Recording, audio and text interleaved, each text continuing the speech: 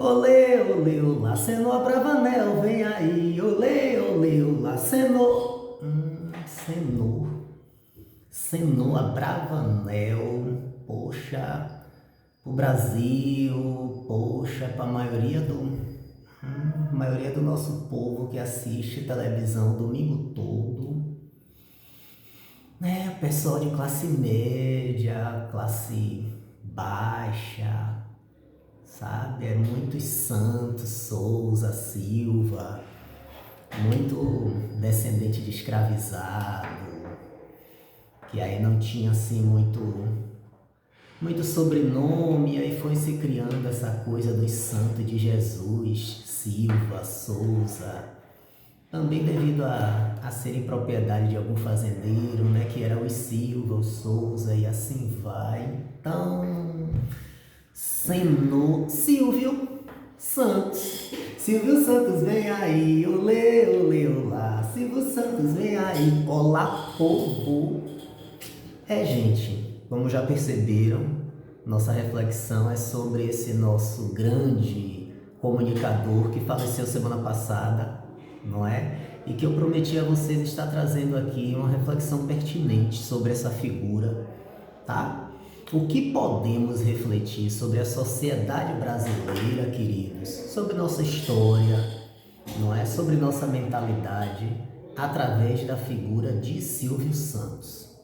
Gente, antes de mais nada, é importante compreendermos que Silvio Santos e Senhor Abravanel são, sabe, figuras distintas, tá? Como comecei, né, falando, trazendo esse link, Senhor Abravanel é um filho de imigrantes, tá? Que no início do século passado, ajudando seu pai, que tinha comércio varejista, não é? Certo? Aqui na capital brasileira, tá? Se desenvolveu e tornou-se comunicador de rádio, certo? Daí se criou a figura de Silvio Santos, certo? Um homem que era camelô, tornou-se um grande comunicador, uma pessoa bondosa, um bonachão, um homem do povo, um homem que chegou a tornar-se milionário, na realidade bilionário, mas milionário, e que fazia a alegria de nossas mães e de nossas famílias em todo final de semana. Entende, gente? Então é importante compreendermos que a mídia, não é? Ela precisa de personagens, tá? Então, é o primeiro ponto, a primeira reflexão é entendermos que Senhor Abravanel e Silvio Santos são figuras distintas, tá? Senhor Abravanel, ele passou a desenvolver esse personagem, não é? Que foi agraciado pela população brasileira, e esse personagem era o Silvio Santos, tá? Cenoura Bravanel, gente, nunca foi uma figura pobre como é o estereótipo do camelô, certo? A ideia de que Silvio Santos era um camelô, tá? Que lutou muito e tornou-se o grande empresário, Silvio Santos, grande comunicador, ela é, vamos dizer assim, manipulada, entende? Cenoura Bravanel nunca foi pobre, tá? Seu pai tinha lojas de varejo, certo? E ele desde muito novo trabalhava auxiliando, não é? No comércio de seu pai, entende? Então não era um camelô desse perfil que vem à nossa mente, né? Esse estereótipo daquele homem, daquela mulher vendendo na rua, certo? Algumas bugigangas para ganhar um trocado e não passar fome, não é? Totalmente excluído do mercado de trabalho, certo? E que não tem uma carteira assinada nem nenhuma garantia, ok? Não, Silvio Santos era filho de um microempresário, compreende? Já era classe média desde a sua infância, ok? Primeiro ponto.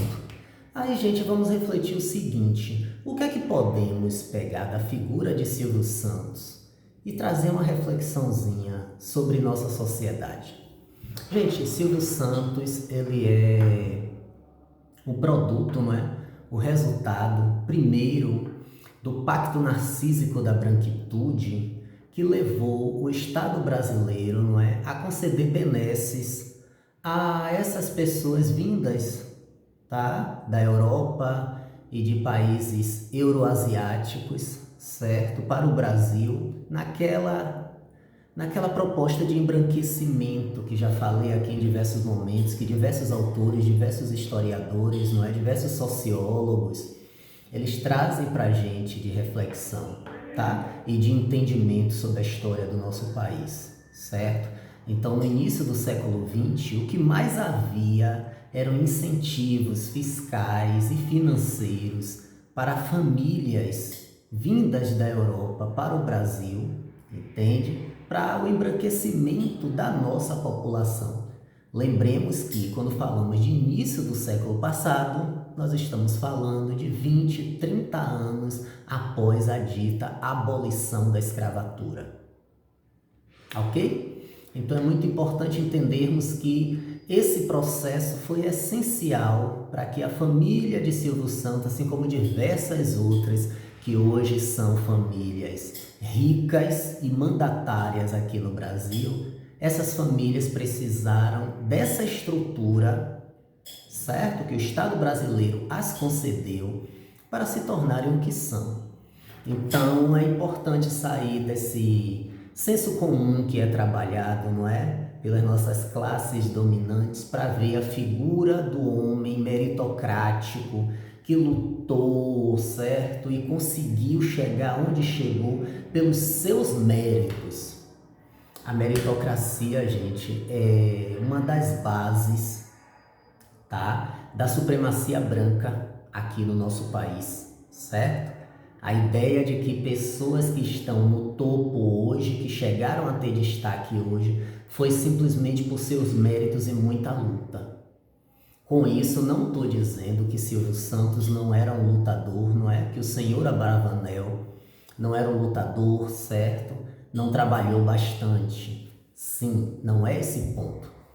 Mas é compreendermos que muito desse trabalho, muita dessa eloquência que ele trazia, não teria o resultado que houve se não fosse o apoio, tá, desse pacto narcísico da branquitude, para que houvesse essas famílias tendo todo um apoio do Estado, ok? Para se consolidarem aqui no Brasil. Perfeito? Outra faceta da supremacia branca é justamente o patriarcado, né, gente? Então, é importante a reflexão de que figuras como Silvio Santos, Luciano Huck, Raul Gil, Bolinha, Gugu Liberato, certo? Eles não se consolidam na televisão brasileira há décadas como apresentadores, certo? Como aquela figura que trabalha o imaginário e a subjetividade da população brasileira todo sábado, todo domingo ou durante toda a semana à toa. Entende? Existe por parte desse empresariado, por parte dessas classes dominantes aqui no Brasil, a necessidade de trabalhar no subconsciente da nossa população o reforço dessa figura patriarcal, branco, hétero, certo? Para que nós possamos retroalimentar uma cultura de séculos, ok? Lembremos-nos que nós estamos numa sociedade que durante quase 4 séculos, gente, homens brancos, eles tinham o direito de tirar a vida a qualquer momento, tá, dos seus escravizados, certo?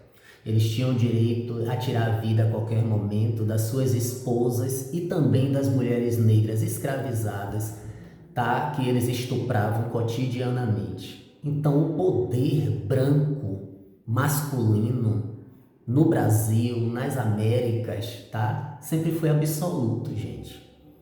E há necessidade de se reformular, de se retroalimentar esse poder simbólico constantemente. E isso é feito através de figuras tipo o senhor Abravanel. Entende? Reflitam. quanto da subjetividade das nossas mães, das nossas avós, dos nossos pais, dos nossos avós, tá? A figura de Silvio Santos não exerceu potência na visão deles sobre o que é um homem bem-sucedido, o que é um homem pai de família, tá? O que é um homem com estrutura de mando, ok?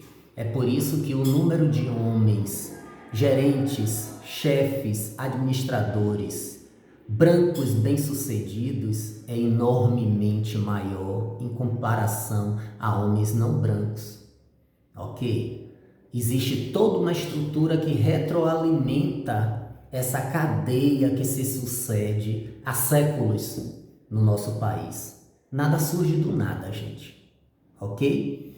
É importante lembrarmos que Silvio Santos, assim como Roberto Marinho, não é? Outro também agraciado por essa supremacia branca, tá?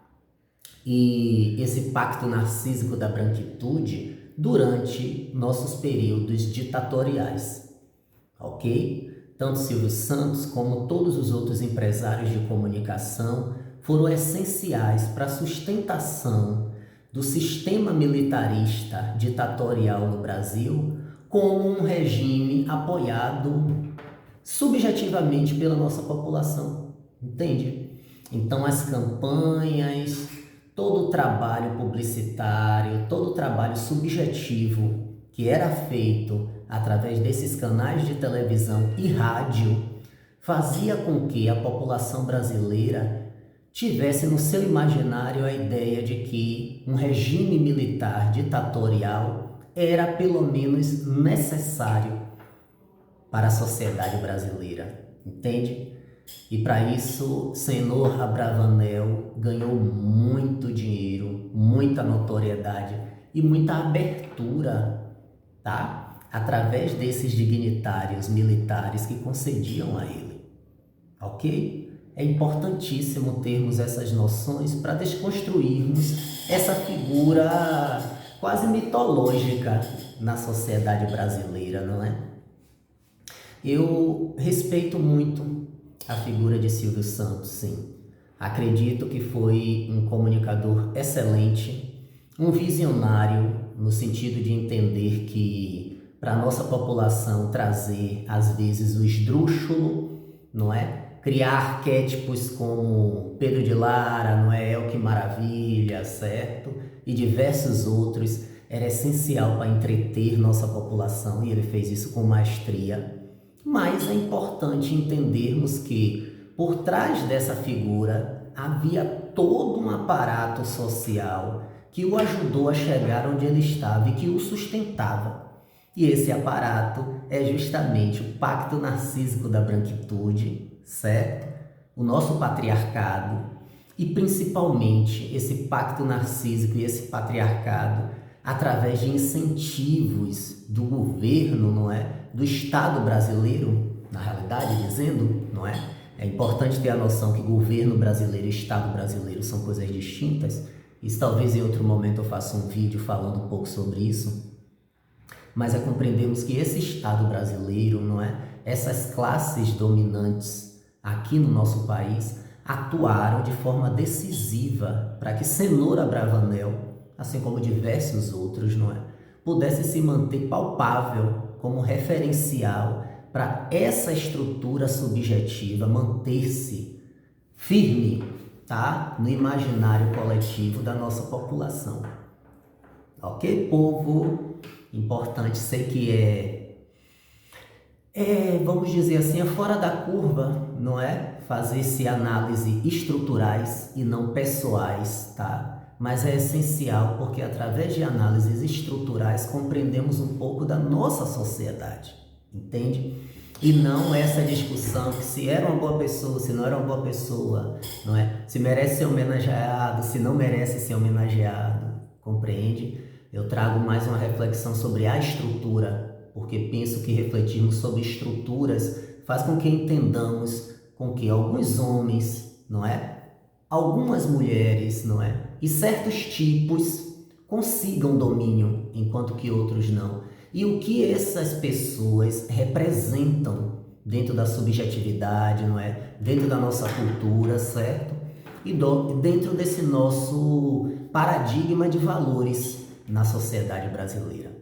Tá bom, povo? Diz aqui embaixo o que é que vocês acharam, tá bom? Curte, comentem, tá? Questionem. Talvez eu deixei algo de fora, talvez ficou algo que não foi muito bem entendido. Salienta aí pra mim, tá? Comenta, me diz alguma coisa. Beleza? Tchau, povo!